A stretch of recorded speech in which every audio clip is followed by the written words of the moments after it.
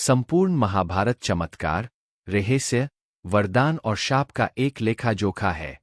महाभारत में वैसे तो सैकड़ों शाप और वरदान मिल जाएंगे, लेकिन हम यहाँ कुछ प्रमुख शाप के बारे में ही बताएंगे जो बहुत ही चर्चित रहे। 12 एक बार छू नामक वसु ने वशिष्ठ ऋषि की कामधेनु का हरण कर लिया। इससे वशिष्ठ ऋषि ने द्यू से कहा कि ऐसा काम तो मनुष्य करते हैं, इसलिए तुम 8वां वसु मनुष्य हो जाओ। यह सुनकर वसुओं ने घबराकर वशिष्ठ जी की प्रार्थना की तो उन्होंने कहा कि अन्य वसु तो वर्ष का अंत होने पर मेरे शाप से छुटकारा पा जाएंगे, लेकिन इस यु को अपनी करनी का फल भोगने के लिए एक जन्म तक मनुष्य बनकर पीड़ा भोगना होगी। यह सुनकर वसुओं ने गंगाजी के पास जाकर उन्हें वशिष्ठजी के शाप को विस्तार से बताया और यह प्रार्थना की कि आप मृत्युलोक में अवतार लेकर हमें गर्भ में धारण करें और ज्यों ही हम जन्म लें हमें पानी में डुबो दें। इस तरह हम जल्दी से सभी मुक्त हो जाएंगे। गंगा माता ने स्वीकार कर लिया और वे युक्तिपूर्वक शांतनु राजा की पत्नी बन गई और शांतनु से वचन भी ले लिया। शांतनु से गंगा के गर्भ में पहले जो 7 पुत्र पैदा हुए थे उन्हें उत्पन्न होते ही गंगाजी ने पानी में डुबो दिया, जिससे क्षु तो मुक्त हो गए, लेकिन 8वें में शांतनु ने गंगा को रोककर इसका कारण जानना चाहा। गंगाजी ने राजा की बात मानकर वसुओं को वशिष्ठ के शाप का सब हाल कह सुनाया।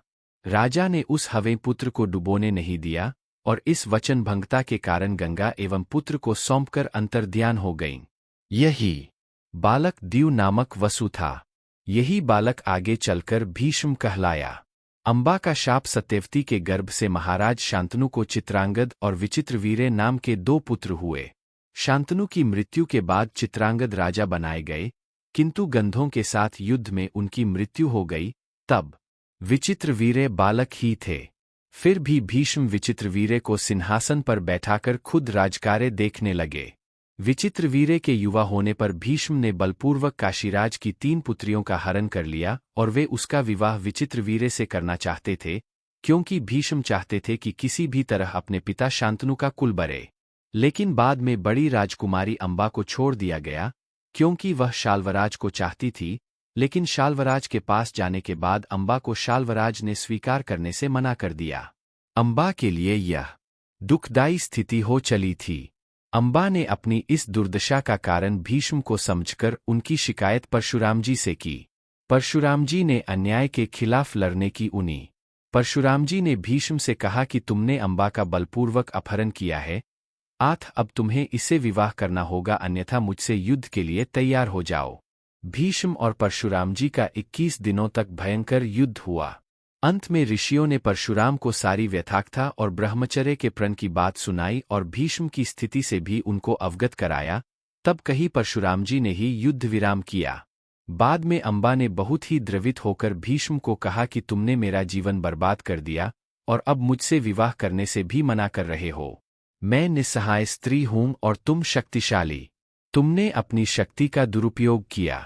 मैं तुम्हारा कुछ भी नहीं बिगाड़ सकती, लेकिन मैं पुरुष के रूप दोबारा जन्म लूंगी और तब तुम्हारे अंत का कारण बनूंगी। गौरतलब है कि यही अंबा प्राण त्याग कर शिखंडी के रूप में जन्म लेती है और भीष्म की मृत्यु का कारण बन जाती है। पांडु को दिया ऋषि ने शाप। भीष्म की प्रतिज्ञा के बाद कुरुवंश का इतिहास बदल गया। महाभारत के अनुसार पांडु अंबालिका और ऋषि वेदव्यास के पुत्र थे। वे पांडवों के धर्मपिता और धृतराष्ट्र के छोटे भाई थे। धृतराष्ट्र के अंधे होने के कारण पांडु की हस्तिनापुर का शासक बनाया गया। एक बार राजा पांडु अपनी दोनों रानियों कुंती और माद्री के साथ आखेट कर रहे थे कि तभी उन्होंने मृग होने के भ्रम में बाण चला दिया, जो एक ऋषि को जाकर लगा।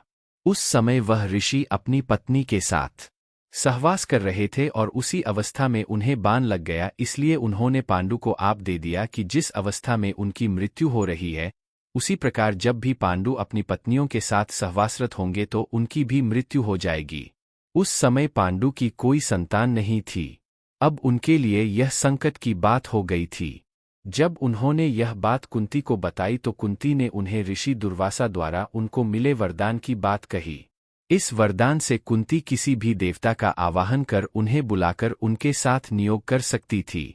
विवाह पूर्व उन्होंने सूर्यदेव का आवाहन किया था, जिसके चलते कर्ण का जन्म हुआ था, लेकिन कुंती ने लोकलज्जा के कारण उसे नदी में बहा दिया था। पांडु मान गए तब कुंती ने एक एक कर कई देवताओं का आवाहन किया। इस प्रकार माद्री ने भी देवताओं का आवाहन किया। तब कुंती को 3 और माद्री को 2 पुत्र प्राप्त हुए, जिनमें युधिष्ठिर सबसे ज्येष्ठ थे। कुंती के अन्य पुत्र थे भीम और अर्जुन तथा मादी के पुत्र थे नकुल व सहदेव। कुंती ने धर्मराज, वायु एवं इंद्र देवता का आवाहन किया था तो मादी ने अश्विन कुमारों का। एक दिन वर्षा ऋतु का समय था और पांडु और माद्री वन में विहार कर रहे थे।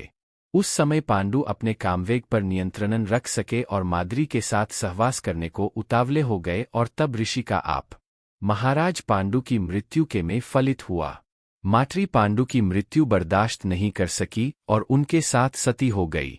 यह देखकर पुत्रों के पालन पोषण का भार अब कुंती पर आ गया था। उसने अपने मायके जाने के बजाय हस्तिनापुर का रुख किया। हस्तिनापुर में रहने वाले ऋषिमुनि सभी पांडवों को राजा पांडु का पुत्र मानते थे तो वे सभी मिलकर पांडवों को राजमहल छोड़कर आ गए। कुंती के कहने पर सभी ने पांडवों को पांडु का पुत्र मान लिया और उनका स्वागत किया।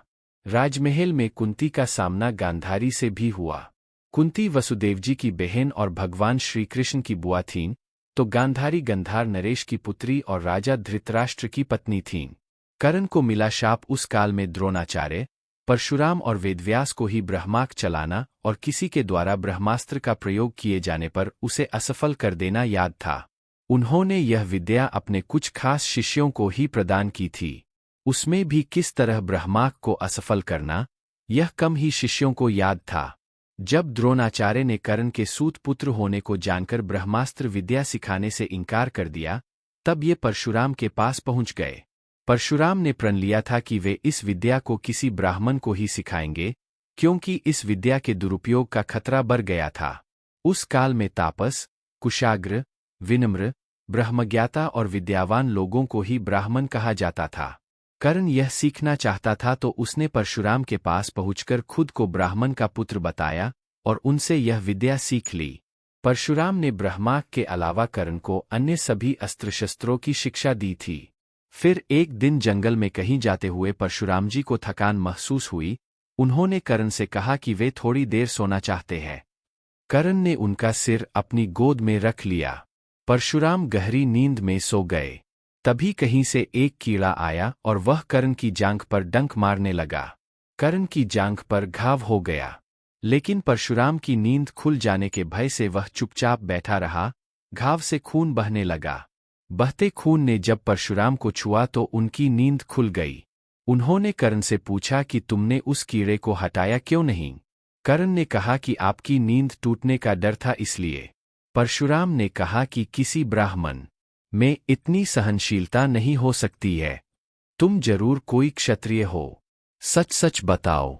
तब कर्ण ने सच बता दिया। क्रोधित परशुराम ने कर्ण को उसी समय शाप दिया कि तुमने मुझसे जो भी विद्या सीखी है वह झूठ बोलकर सीखी है, इसलिए जब भी तुम्हें इस विद्या की सबसे ज्यादा आवश्यकता होगी तभी तुम इसे भूल जाओगे। कोई भी दिव्यास्त्र का उपयोग नहीं कर पाओगे।